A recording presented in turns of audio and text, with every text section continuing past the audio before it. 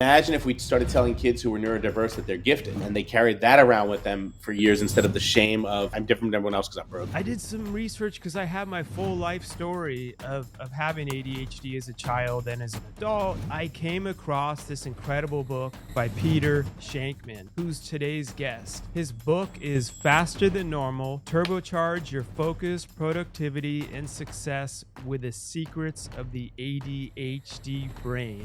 You talk about mastering ADHD not just as a diagnosis, but really how to use it as a superpower for success. It's a very all or nothing type of brain chemistry. What's up, everyone? Listen, thousands of you voted, especially on YouTube, and I was actually surprised why we're doing today's show on ADHD. I put up one of the things was like entrepreneurship. I was going to share 18 years of experience of it. Excuse me. Another one was on mastering conflict. And I just threw up mastering ADHD as another thing to vote on. Honestly, not knowing that many of you were out there, which is amazing to hear. And you all voted for this. It blew everything else out of the water. So I'm going to try to get into this quick, thinking that a lot of you probably have ADHD listening to this, so you don't tune already right away. I did some research because I have my full life story of having ADHD as a child and as an adult, getting in trouble, having companies. And I came across this incredible book by Peter Shankman, who's today's guest. His book is Faster Than Normal, Turbocharge Your Focus, Productivity, and Success with the Secrets of the ADHD Brain. And I listened to the whole book on Audible. That's how I digest things these days. And I just want all of you to know, as Peter and I are getting ready to have a conversation, this was one of the first books on this subject that I've listened to that not only was everything Peter was saying was like, oh my God, I can relate to that. I do that. But he also dove into these more real and even like emotional points, plus tactical how-tos from experience in his book, and not just all the scientific blah, blah, blah jargon. So that's why my good man Peter is here. Peter, how are you doing? Doing great. Another great day in New York. The Mets won yesterday, so we're good. Oh, nice. Yeah, so I'm here in Boca Raton, Florida, and thank God we didn't get hit by that hurricane. Glad you're safe. Yeah. So, Peter, I just want to go right into it. You talk about mastering ADHD not just as a diagnosis, but really how to use it as a superpower for success. And then I'm trying to break this down for people because this hit me so hard. The paradox of ADHD that you described. We can be super confident, but then 2 hours later have a super low self-esteem. 2 minutes later, yeah. 2 seconds later, you're right. Even in the same moment, sometimes hyper-focused, laser-focused. Because a lot of people think of ADHD like they think, oh, you're only scatterbrain, you forget everything. But we can be super laser focused. 2 seconds later, we zone out. We can be super excited. We can be pumped up. Then all of a sudden, we can be lethargic and even depressed. And I'm going to let you talk in a sec. And something you mentioned in the book where I want you to take it from is, I never thought of this till you said this, but you said like with ADHD, one thing that's great when you learn how to use it, but also kind of sucks is like we're either all on or we're all off. And yeah, I call it having 2 speeds of namaste and I'll cut a bitch. That was the best way of saying it. But exactly. The all off part, people don't understand. I just want you to talk about that for a little bit. Ways to flip it on, and then also some of the ways you deal with when it's all off. Because what people, anyone with it gets it, but a lot of outside people don't understand the all off mode can come with depression, anxiety, that lethargic where you're just feeling like, oh, I don't even want to do anything, start anything today. But then the all on mode, in 24 hours, we can get more done than some people can do in a month. Yeah. Yeah. And that's the crazy thing about ADHD. You sort of have the ability to hyper focus while at the same time feeling like you can't accomplish anything. You know, I'll come down I'll finish a Peloton ride or run outside or whatever, and I'll come home, and before I even take a shower, I'll sit down and I'll bang out 5,000 words, and they're good. On the flip side, there'll be days when I wake up and had a bad night the night before or whatever, and I don't do anything, and I sit there and I'm like, this is pointless. I'm not doing anything. I can't, or I'll give a speech to 10,000 people, and 9,999 of them will stand up and give me a standing ovation, and one person doesn't, and that's the guy I focus on. Right now, for all I know, he's a paraplegic and he can't stand up, but in my head, he's not standing up because I was terrible and that's it. My career is over. I'm never going to do anything good again. It's a very all or nothing type of brain chemistry. So what are some ways you combat that? Even the night before a speaking event, I know from my own experience, I'm pumped up, I'm confident, and also the same crap will come in my head. You're not good enough to do this, Mark. Who are you to think you can get up and talk? Yeah, absolutely. I joke that every day it's the day that like CNN's going to do this mass expose on how terrible I am and how full of shit I am. And the reason they don't every day is not because I'm good, but because I'm not important enough for them to do a mass expose on. So, like you the deal imposter all syndrome you're kind of talking about, though. Absolutely, yeah. And imposter syndrome, when you're ADHD, imposter syndrome is a lot stronger because you spent so much time as a kid being told you were broken, right? And being told that you weren't right and that something was wrong, whatever. So it tends to ingrain itself into your head. And when you finally sort of wake up and like, well, maybe I'm not that messed up. Maybe I'm not that terrible. It's a lesson that it takes years to unlearn. Imagine if we started telling kids who were neurodiverse that they're gifted. And they carried that around with them for years instead of the shame of, I must be different. I'm different than everyone else because I'm broken. Right. Well, I've that's what I continue to do with all my kids, because out of our 4, I've seen 3 of them go through it. And I continue to share examples. You talk about some in your book. One day I really want to do a study on pretty much every successful entrepreneur, and I think we'll discover that 99.999% of them probably have or undiagnosed ADHD like tendencies. But most people that have it are extremely gifted, but we think differently. As you talk about, we think faster than normal. What are some? I think a lot of what it comes down to is the fact that we were told, again, growing up, that being different is bad.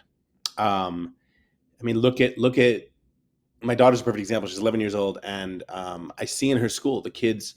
She likes being different, but I see in her school that like all the kids walk in, and they're wearing the same clothing, right? And they're all wearing the same. They have the same styles, and they have the same outfits, and they're shopping at the same stores. There's a desperation as a kid to fit in. It's sort of your job, and it's not until you get older and you realize that there's benefit in not fitting in that you accept that. So as a kid, your goal is basically just to fit in and be like everyone else.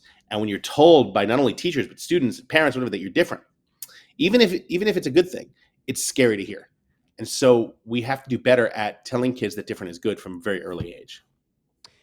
And also, school only teaches to one type of learning style for the most part. Yeah. And so I know in my own experience, I think I know you found out way later on in life that you had ADD, ADHD. I was learned of it in like first or second grade, to where they had me on like Ritalin and stuff. And I remember thinking it was weird. I had that confidence, but then I also started remember thinking, maybe I'm stupid because these people get this in a certain way, and that led me on this whole other path, thinking you're either born successful or smart or you're not. And you talk, and something I love, you talk so much about people. A lot of people with ADHD have this incredible perseverance and willpower, and that's been one of my superpowers. Like, one of my quotes I say is, the only thing I was ever really good at is never giving up. It's interesting because as you grow up and get older, you realize you only do have two options: you can quit or you can keep going. And I always look at it. So I'm a skydiver. In my spare time, I jump out of airplanes for fun, and I have about 500 something jumps. And the only time in my Wow. life only time in my life I ever truly, truly, truly, truly, truly 100% feel free is when I'm skydiving. And the reason for that is because the second I jump out of the plane, I've committed. I can't go back in the plane. I can't pause. I can't stop the skydive and start over. I'm in. And my life for the next 45 seconds boils down to two very basic options. And those options are incredibly simple. I am either going to open my parachute and live, or I'm not going to open my parachute and I'll die. And there is literally no more freeing feeling than being faced with two and only two options. Hmm. There is literally no other option for me at that moment in time. And right now I have 100 million options in front of me. I could end this interview. I could look out the window. I could play with my dog. I could touch this can of Diet Pepsi. I could look on my phone. I can't do that when you're skydiving, right? And Nice. so the concept of being free and realizing that it's okay to be who you are comes from that. Being able to be okay with who you are and okay with the choices you make is a game changer. Being okay with who you are, and also understanding that that's your superpower. Because, like, in your book, you mentioned, I was laughing at this part because I've done similar things. Booking that 30-hour plane flight, I believe, I think it was to Japan and back, I'm not sure, to write one of your books. So you flew 15 hours one way, wrote your book, got off for like 5 minutes, turned around and flew back on purpose to write your book, because the way Peter's wired is when you're on a flight, that helps you hyper focus, as to where if you listen to what some other person was like, oh, that's crazy, you can't do that, that will never work for you to write a book, you're wasting money. And people fall into the trap of believing, oh, if that's what makes them successful, Right. something's wrong with me if I'm not doing that. Take advice, listen to everyone's advice, but be very careful of whose advice you accept, and whose advice you act on. I have a wonderful assistant, and my assistant is one of the few people in the world whose advice I take. And the reason for that is because her survival is in a lot of ways based on my success. And she has my back. Everyone will give you advice. Not everyone has your best outcome in mind. So listen to everyone, but be very wary and very aware of the advice that you take. Some people are actually trying to give you good advice, and they aren't even understanding or comprehending, thinking it can't be a good idea to fly 30 hours and buy a plane ticket. You know what's funny, Peter? I've owned my company and started it for over 18 years now for people with developmental disabilities. And even with two locations, multiple offices, I find myself doing most of my work in my Tesla, in parking lot. And I will hyper Yeah, focus. I have to ask you, did you buy it before we found out Elon was an asshole? Yeah, I don't even get into all that crap. The thing is, yeah, I had stocks in Tesla, and those haven't loved there's been some ups and downs with there. But to be honest with you though, the technology, I don't even care whether people drive gas, electric. I don't even get, just the technology and the simplicity of it is truly what I love. Again, eliminating those options and choices, Yeah. for me, it's great. But that that aside, I just sit in there, and I can be in my car with my phone working on it regularly, and literally 6 hours will go by, and I'll look up and I'll be like, "Wait, what parking lot am I in today? Right. What's going on?" And I don't even people can think that I'm crazy. They can, but that's how I get stuff done. Well, but more importantly, why do you care what people think? Right. Well, the older we get better at it. I think a lot of people listening right now, maybe in some of those things where they're maybe in their 20s, in early 20s, and they're still kind of overthinking, who am I? And trying to, like, I mean, that's a lifelong journey. That could be a whole Yep. other show. But some of those people that hear that, I think maybe what helps them and what helps me is knowing other people do that too. Because we hear all these success stories of certain ways. And Peter, like in your book and what I'm sharing now, like you did a 30-hour flight to complete a book. I sit for 6 hours at a time Yeah. in my Tesla in parking lots, and we've both been able to achieve success and build companies by understanding the way we're wired and not giving a crap what other people think. Absolutely. And at times we do. At times we do. And we can And get look, in a funk. the fact of the matter is, we're always gonna worry about what people think. It's built into our system, but we can deprioritize how important it is. With that too, I had a little note I made on eliminate choices, and I love this. I would, man, there's so many things. People probably say this to you all the time that have ADD, ADHD, but there you mentioned sleeping in your gym clothes, and I was laughing because there was a time when I started running with this weighted vest. It's like a Hmm. 45-pound weighted vest. Yep. And my wife was getting so annoyed. That was where she drew the line when I started sleeping at night with with my weighted vest on. But I realized I was doing exactly what you talk about, and we can explain to people is, I knew when I woke up early in the morning. Now I'm in Florida, then I was in Ohio. It'd be cold. I'd be like, no, I want to go back to bed.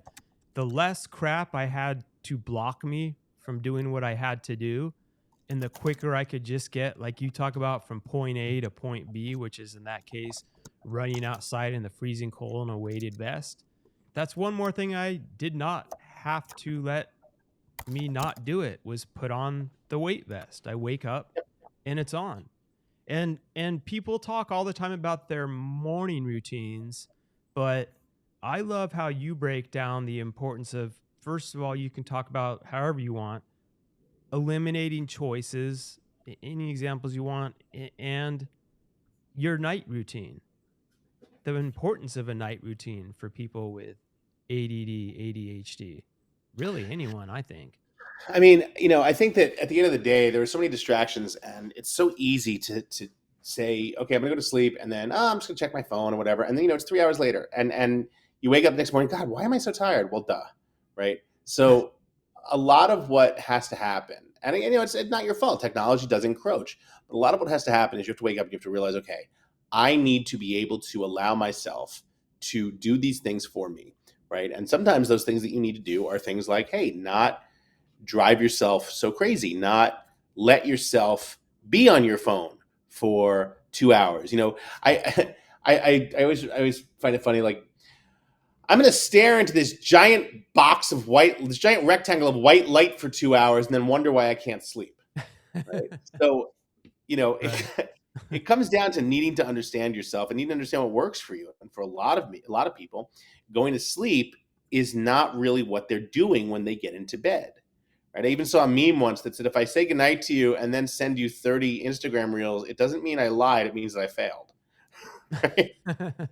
So, you Right. need to be aware of what you're doing, of how you're doing it, um, to make sure that you're taking care of yourself the best way possible. I had a friend of mine, she's still a friend of mine, and she used to say, I'm so jealous of how you get up early and work out every morning. How do you make yourself do that? God, I wish I could do that. I'm like, well, when I am working out, because I'm on the bike, I'm looking through my social feeds, and I noticed that you posted at like 11:30 and 12:30 last night and 1 o'clock in the morning.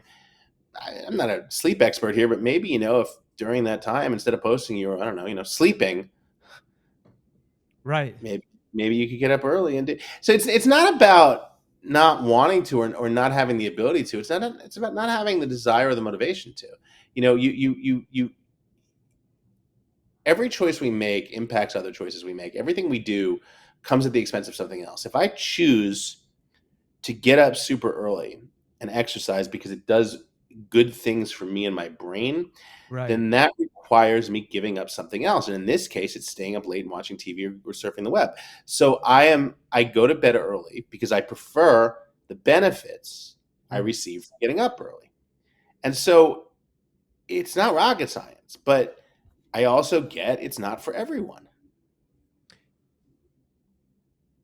That's so important. Exercising changed my life.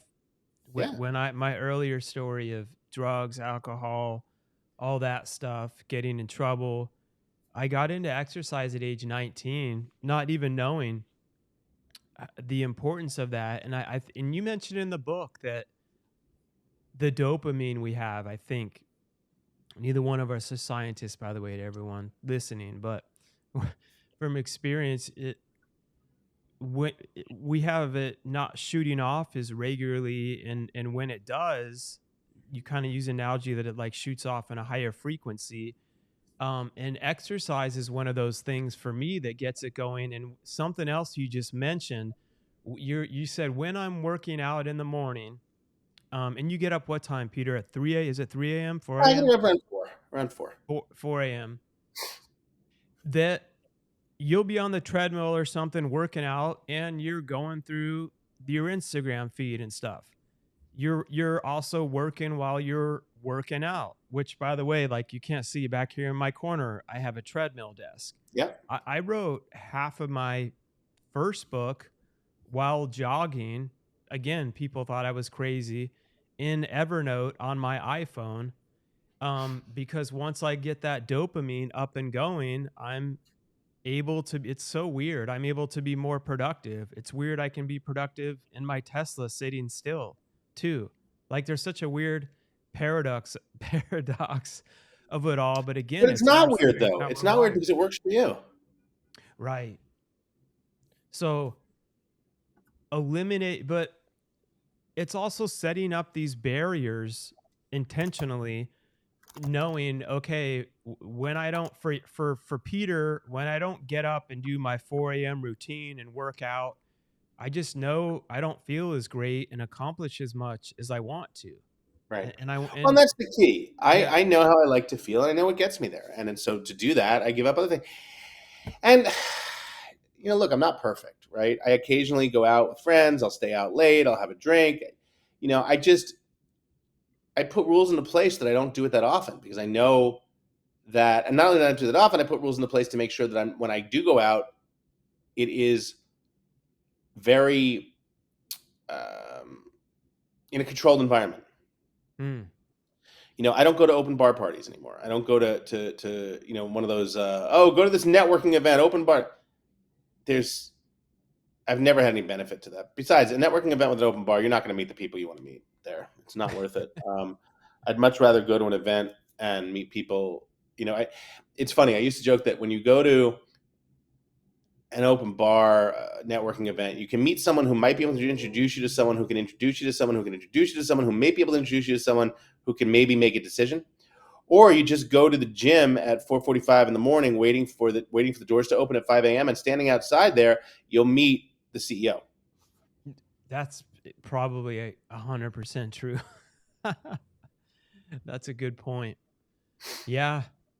Yep. Usually, if I'm at that, it's because I'm putting the event on, or one of my good friends is actually hosting the event and I'm going there to support him.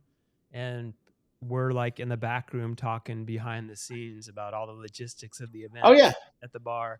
And I'm like, man, how much did you pay for this? Oh, you rented a yacht for all these I people. And I'm like, my head's trying to figure out all the business components. But always go joke ahead. that when I'm on stage in front of 10,000 people, I feel amazing.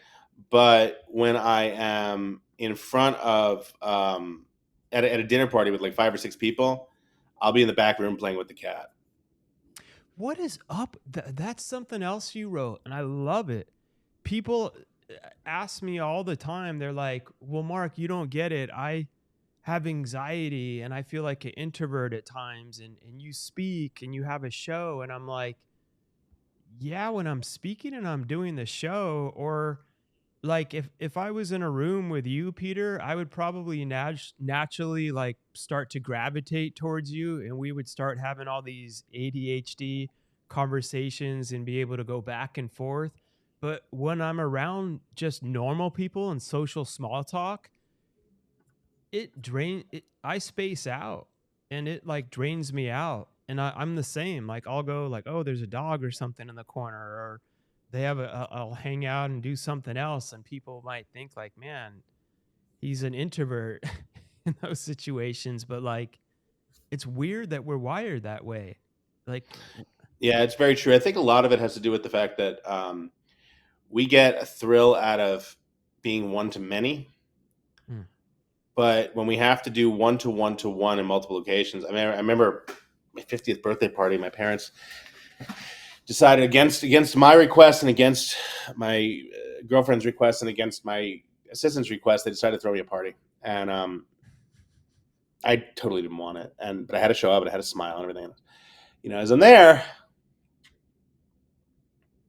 it's like 20 people. And I just had to make small talk all night, and it's exhausting. I absolutely hate that. Absolutely hate that. And we appreciate it. We're grateful they did it, but it's like by the end of that, I'm so my battery is so drained. Yeah. And some people are wired to where that gives them energy. Well, that's the thing. We have a different battery than other people. Our battery is much more powerful. Um, I'll give you an example. The way I explain it is most people have a car battery that tends to last a pretty decent time and can get them from point A to point B. We have, when you're neurodiverse, we have a flux capacitor. It can travel us through time, but it requires more plutonium after every trip. Hmm. Very true. And great movie, by the way, Back to the Future. Without question. Yeah, it's so true. And then also in those situations too, with small talk, with people that aren't, I don't know, weird in a way or think faster than normal. It's not that I have anything against them at all. I love everyone, but I'm not good at it. And like I find myself zoning off, but people can see me in that. But then 30 minutes later, someone can come in that I know that connects with and has all these companies. And then all of a sudden they're like, how did you are you on drugs or something, Mark? Like, how did you just go from dead silent to then all of a sudden you and that guy are Yeah. talking in the corner at 1,000,000 miles an hour? And I get you're this asked huge I get extrovert. asked on a regular basis if I'm on drugs. And you're not. And Not that I'm aware of. yeah, yeah. I saw that too, but it's just so crazy how our brains are. And I in your book, I love how it really you give some how to's that actually work for you. And you're not saying like this is what you must do or whatever, but it's like setting up these routines and stuff and leaving time for freedom, and skydiving and other stuff too is important. I went skydiving in Dubai, by the way. Not Oh, so I love long. that over the palm. Yeah, yeah. For my I 40th birthday. skydived at their desert campus location about 30 miles outside the city because I don't have you need a D class license to skydive over the palm, and I only have a C. So, but yeah, nothing like skydiving in Dubai. It's amazing. I went scuba diving there too, on a random you know how much money they have. It was one of the, what are they called? Not the kings, but one of the people that owns all the oil. I forget it. I Okay, forget one of the Saudi princes or whatever. Yeah. yeah. And through a friend I had there from the show, connected me with someone. He bought a ship, a huge ship, just to sink it so that it could attract coral and Become a fish. coral reef. That's awesome. Then he Jesus. had like, I don't know how many thousands and thousands of tons of sand hauled out to the middle of the ocean, because apparently no one owns the ocean out in that part. Built a Half Moon Island with nothing on it other than his sunken ship, and there's like a police tower. And the guy took me out there. He's like, yeah, you can only come here with me because I have like the rite of passage through the blah blah blah. And I remember I got a clip. I'm like, so we're on. He like named the island. He's like, through the emirate blah blah blah, who sunk a ship to blah blah blah. I'm like, man, Yeah, it's just insane. that's like a quick like $45 million, because he's like, yeah, he wanted a place closer to snorkel and scuba dive. Well, the reason that Skydive Dubai exists is because one of the shahs decided that he wanted to go skydiving, and there was no place out there. It's crazy. The Shaws, yeah, that's what it was. Yeah, so my first time well, and only time so far, but I was hooked to someone. I haven't ever got like the Yeah, you solo did tandem, experience. right? And it was over the palm. It was amazing, but I remember, oh man, you fly up once you jump out. You've done it enough, but to anyone that hasn't, when you first are out, like that feeling like you're floating, it doesn't feel like you're falling. It was more like you're floating. Oh man, that was so Yeah, it's a incredible. great feeling. Yeah, yeah. The only thing I didn't like is once the chute opened, it was almost like reality snapped in, and I kind of looked for a second. I'm like, oh man, I'm high. And the guy that I was tanning with, he's like, welcome to my office. And and he started I love free falling and all that, but I hate spinning. And Yeah, he's like, hey I started Mark, doing. Yeah. he's like, watch this, buddy. And he started pulling the cords and making me go, whew. And I was Yep. like, dude, please, you got to stop. So they have a video they made of the whole thing, a montage. And when I land, my face is like green. Like, I don't know if you Oh, can yeah. see this color, like puke green. And I was about to puke, and people were asking like, oh, were you terrified from the fall? I'm like, no, it was when he started spinning the damn thing. It made me feel like I was going to puke, and I had to ask him to stop. Like, other than that, I loved it. Yeah, it's a lot Anyways, of. yeah. Typical ADHD fashion there, went off on a tangent as Yeah, that's what we usual. do. But then we're able to just kind of get right back into the flow. That's how we're wired. But yeah, going back just really quick to that, eliminating the choice. Something else I love you brought up is we people think we're scatterbrained. People think that we're a mess. People think that we don't like to be organized. The truth that you mentioned, Peter, is we love being organized. We just suck at it because we get so overwhelmed with all the things we have. And one thing you mentioned, and I heard this before, I recently has done it, is it's not necessarily organizing everything you have. Some of it's learning to get rid of like 25 to 50% of the crap that you do have, and almost force yourself to start putting it in boxes. Can you give like some examples of how, for people listening, of like where they can even take baby steps with that? So, and look at your desk, right? Take everything off your desk and put it into a box.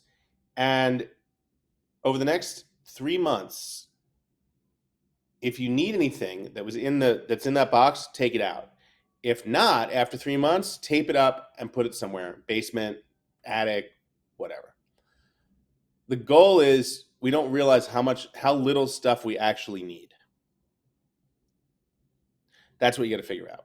Where do I put all the stuff that I have here, how much of it do I really need? And you're going to be amazed that it is not a lot. And and by doing that, it's eliminating choices. We're able to think like excuse me, the getting from point A to B. Because like every other little thing that's on my desk, my eyes go to it and it'll start distracting me and I'll see this and it's just like you talk about, and we're going to be getting this done, and then I'll see that on my desk, and then I'll spend 3 hours creating like some type of random edit or something from some memory I had from to give an example, skydiving in Dubai. I could see a picture of that or something and then be like, oh, I need to find that file. Let me find that video. Let me do a clip on taking a leap of faith, and spend 4 hours editing a video that, great. That's something that was great, but totally not what I had to get done. Like, then going into another thing you talk about, the importance of, because we're grown-ups now. So you don't have teachers, you don't have parents telling you, do this, set this up. The importance of giving yourself deadlines for things. What are some ways you do for that when someone's just like, hey, Peter, you've got this, there's not a deadline? Like, how do you I give ask for one. I yourself? require one. What if they I've don't told give you one? clients, I've told staff, if you What? want something done, tell me when you want it done and we'll get it done. But you have to give me a deadline for it. If you tell me it's due when I have a second, you're never going to get it. Tell me it's due by Thursday at 4 p.m., you'll have it by Thursday at 4 p.m. There's been a few scenarios where I had it where I was in charge of it with my own company and there was no way to have it. So I started writing in fake deadlines in my calendar going off, saying, all right, this has to be done by October 7th. And I had to make my head believe. And then I even told my other team members to hold me accountable. We've got this deadline by October 7th, even though there wasn't truly one. But I knew if I didn't have that accountability, just like we're talking about, and a lot of other people, we won't get it done. And man, there was one thing I wanted to hit on too that you talked about. There was a million of them, but there was another important. Oh yeah, silence. How do you work with? Do you like, Peter, to have like noise and stuff? And I'm not talking about being in like a social party, but when you're like working on your book or something, can you just sit there or on the airplane and mostly work in silence? Or do you have to have some type of background music or I something put on my playing? headphones and I'm good with, I mean, so there's something, you know what white noise is? There's something called brown noise. And Mm-hmm. brown noise is the concept of deep bass noise. So deep bass white noise. And the best way to get that is on a plane. So you put your headphones on, Mm. which silences out the crying baby or the annoying businessman. And then all you filter in is the brown noise, the deep bass throbbing of the airline engines or the plane engines or whatever. Um, that's what I've been using for years. Hmm. Sometimes I'll play music if I need a rush or whatever, but most of the time it's just the deep bass, deep bass brown noise. I I've learned that when it's dead silent, I start to get almost like this sense of anxiety, and I can't work, I can't focus. And I don't get sponsored, or they don't sponsor the show, but Brain.fm, my friend, Oh yeah, I love those guys. he turned me on to that. And so I'll have my earbuds in all the time, and there's like a focus and creativity. It's like a binaural beat or whatever. And it Binaural just beats. kind of makes, yeah, I guess that white noise just, and I'll have that like when I'm in my Tesla for the 6 hours, I'll have that playing, or wherever I am, in my ears, like all the time. Even if I'm not working, I've got so used to it, I'll like keep it on. It's almost bad to a point where if I'm in like dead silence, I'm almost like too addicted to it. And I start having like almost feeling like pins and needles are like sticking into me, a weird type of anxiety. I, what do you think that is like with having ADHD and having to have that kind of sound type thing for focus? You have to shut off your brain every once in a while. You can't live in a world where as fast as we go, especially being neurodiverse, you can't live in a world where the brain is constantly on. Like anything else, you keep an engine on all the time, it's going to burn out.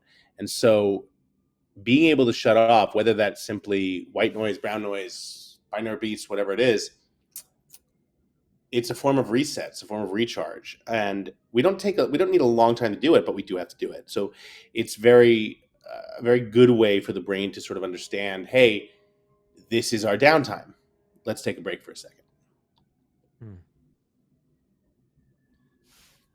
One other thing I had too was, and I can't comprehend this. Have you really given up coffee? No. Oh, I thought I read that somewhere in your book. Oh God, no, not in a million years. Oh, Hell man. to the no. Hell to the no. I was actually, that was the one thing I'm like, man, I don't know if I can have him on my show if he's truly doesn't ever drink coffee. Not at all. No, I only have about 1 cup a day, but then mostly I'm a Diet Pepsi fan. Okay, but there's a point when you were drinking tons of coffee that you thought you There were was a point where I was drinking tons of caffeine. I gave most of it up because it wasn't really doing much for me. It was basically self-medicating. Yeah. It was self-medicating. So I'm not doing that anymore. Now it's really, again, the Diet Pepsi helps every once in a while, but now it's pretty much about just trying to stay healthy, drink a ton of water. If you keep your body healthy 75% of the time, you can eat like shit or drink like shit the other 25% of the time, and your body adapts. Right. And that's kind of the way to do it too, is I have a healthy thing I do Monday through Friday and on the weekends, whatever works for you, but I allow myself that freedom to be able to have some junk food and stuff. But you cut down your coffee to one. So when you were drinking a bunch, it basically got to where it wasn't doing anything. Yeah, your body adapts. So you'd have to drink more and more and more. And so basically, if I'm going to drink that much, coffee is basically a diuretic. If I'm going to drink that much and pee that much, why am I just drinking water? There's no benefit to it. See, Peter, what I do is I still drink tons of coffee, but I also drink tons of water.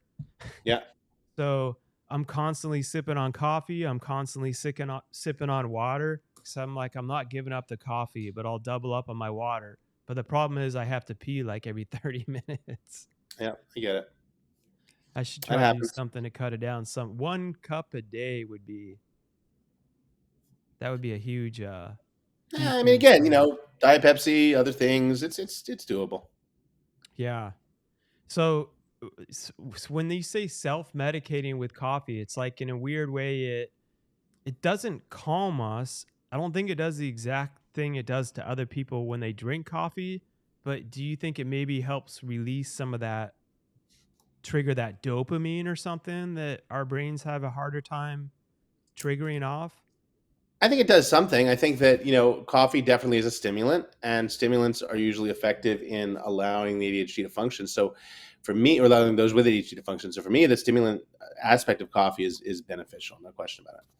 All right. So, you weren't diagnosed with ADHD like as a child, Peter, from what I read in your book. You learned later on, I think through counseling, like she threw a book at you to read or something, like literally threw it at you. My therapist, he tossed me a book. He said he tossed me a book about ADHD because he had asked me, he goes, so we never talk about your ADHD diagnosis. When did that happen? I'm like, what ADHD diagnosis?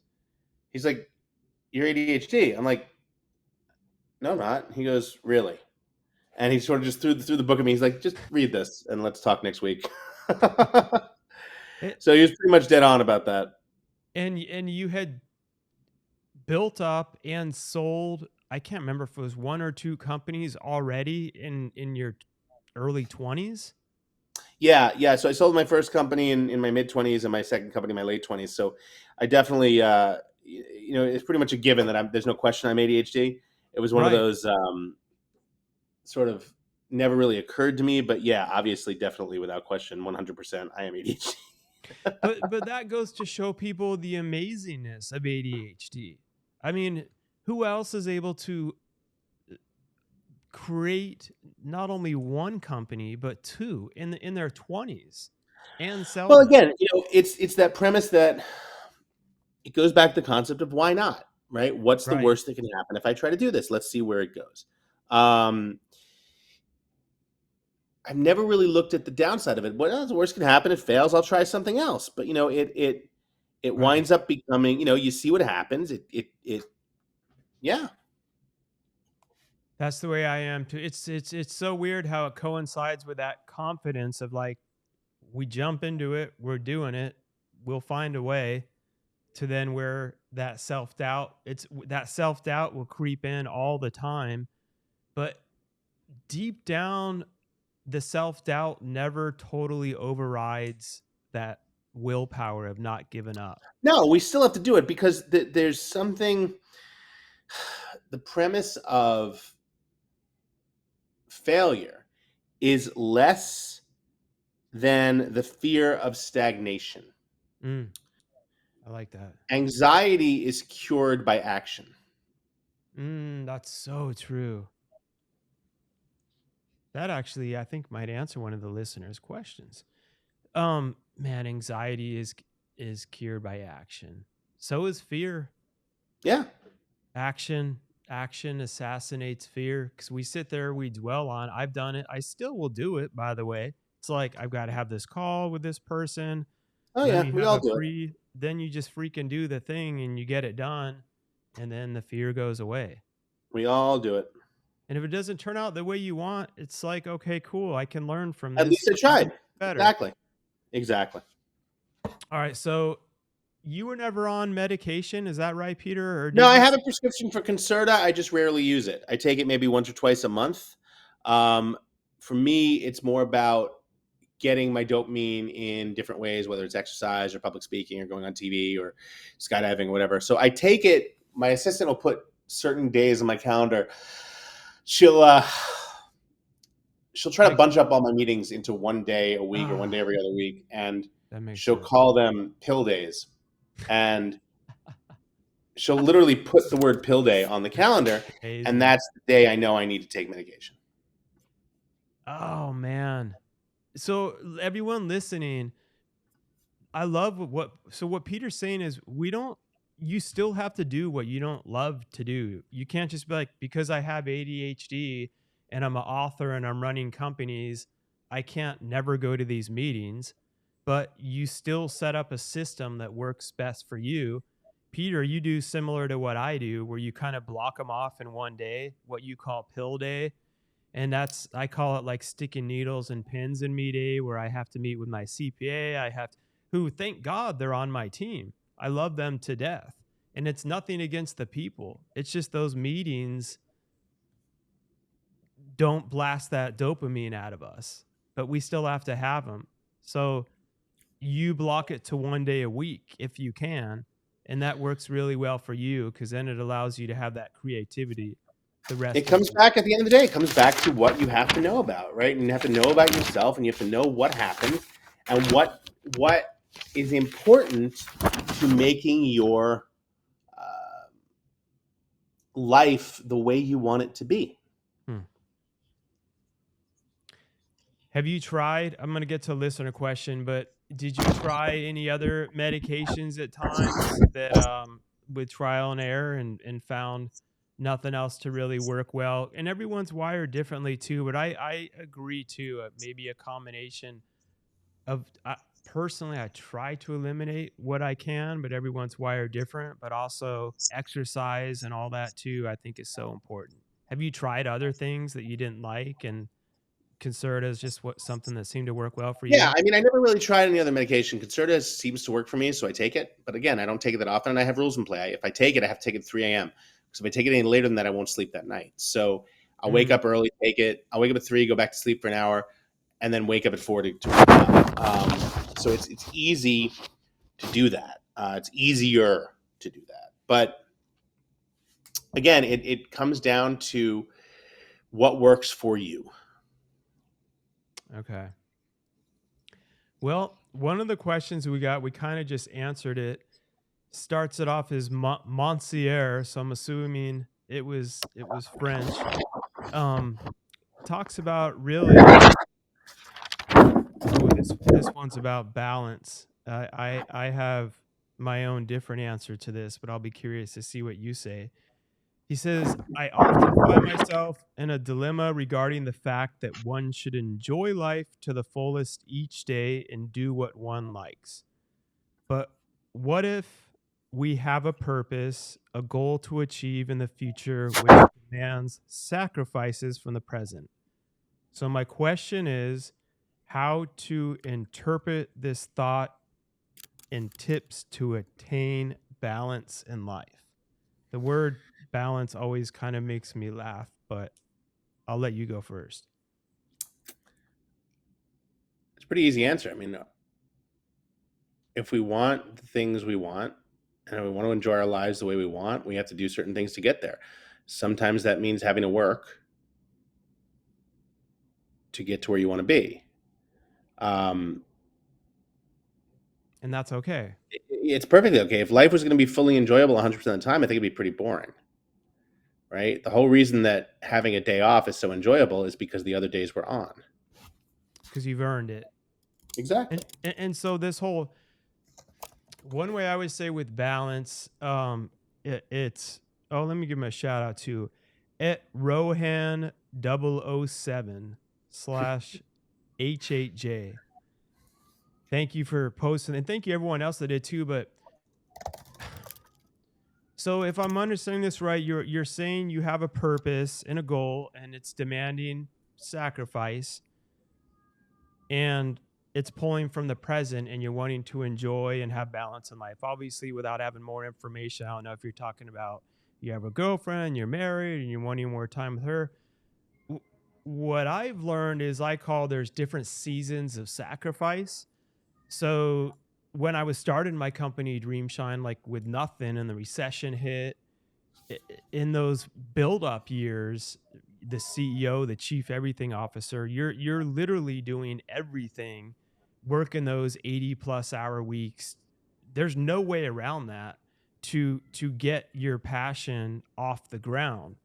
But I've also learned that that should be for a certain season, and you shouldn't be doing that, at least me, your whole life.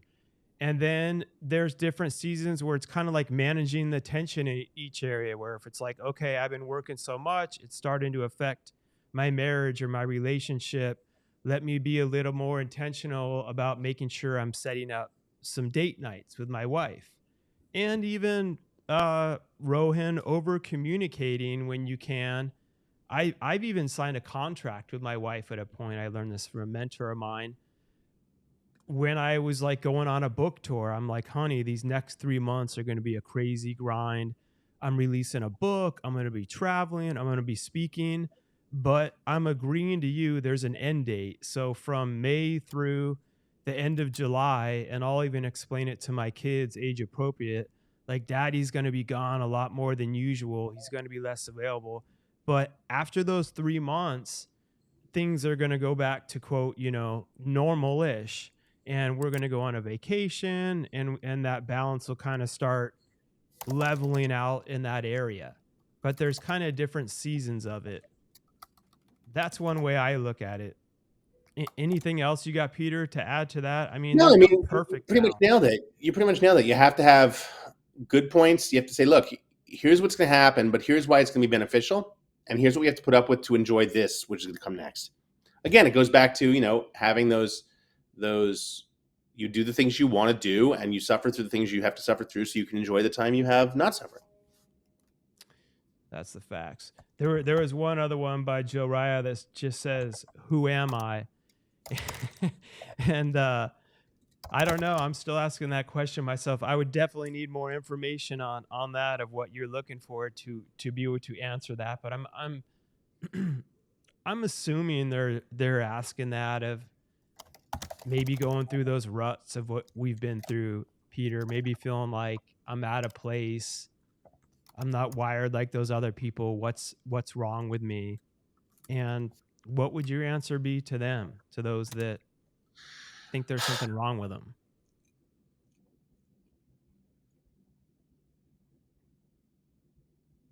When people a couple hundred years ago got sick, we put leeches in their body to drain the bad blood from them. And we thought that was the way to go. And we couldn't understand why, knowing that's the way to go, people still kept dying. And then we discovered penicillin and antibiotics. Like, holy shit, we can fix stuff. people have been told their entire lives, hey, I'm broken. You're wrong. Something's wrong with you. You're different. When we learn that different brains have perpetuated the growth of society and the have allowed society to expand and become better, we're starting to realize that now. And I think in 100 years, we won't be calling people with different brains broken at all. We will be telling them how amazing they are and how fortunate that we all have different brains, and look at how great our society is. So that's my hope. So you're wired differently, but that doesn't mean there's something wrong with you. That means you have superpowers. Yep. And I think a quote to end this out is before I have Peter just shout out all where everyone can reach him. Of course, Peter Shankman, his book that I have listened to twice on Audible over less than the past month. So I'm telling you guys, it's that good. Someone with an ADHD brain can do that. That says a lot.